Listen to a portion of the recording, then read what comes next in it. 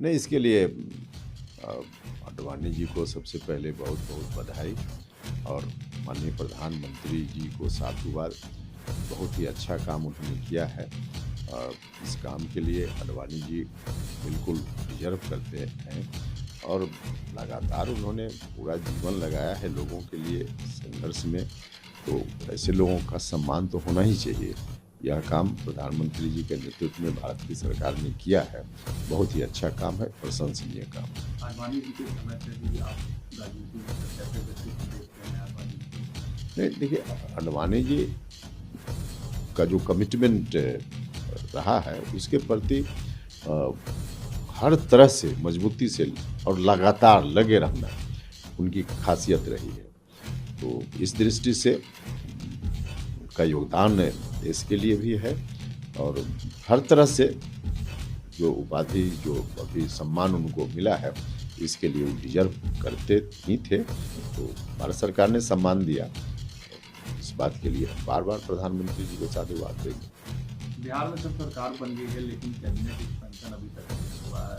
इसको लेकर क्या कहेंगे? काफ़ी सवाल खड़े हो रहे हैं अभी तक विभागों देखिए, यह विषय मेरा नहीं है, यह सरकार के अंदर का विषय है।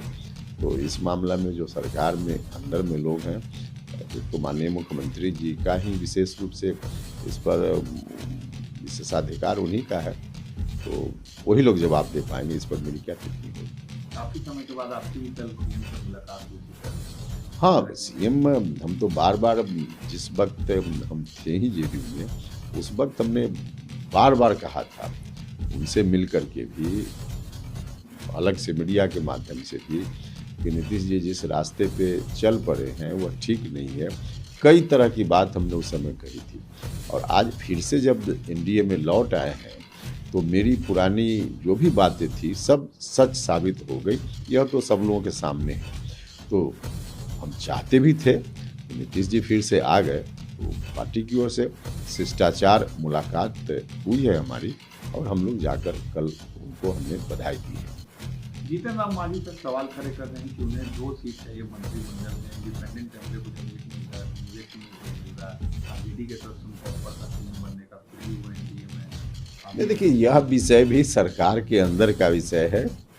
किनको कितना मंत्री का पद मिले, कौन मंत्रालय किनको मिले, इससे मेरा और मेरी पार्टी का कोई रिश्ता नहीं है।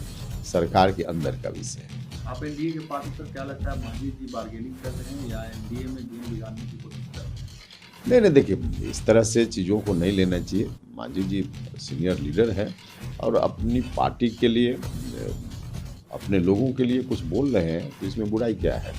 लेकिन बाकी उस पर क्या होना है, नहीं होना है, इस पर मेरी क्या टिप्पणी है?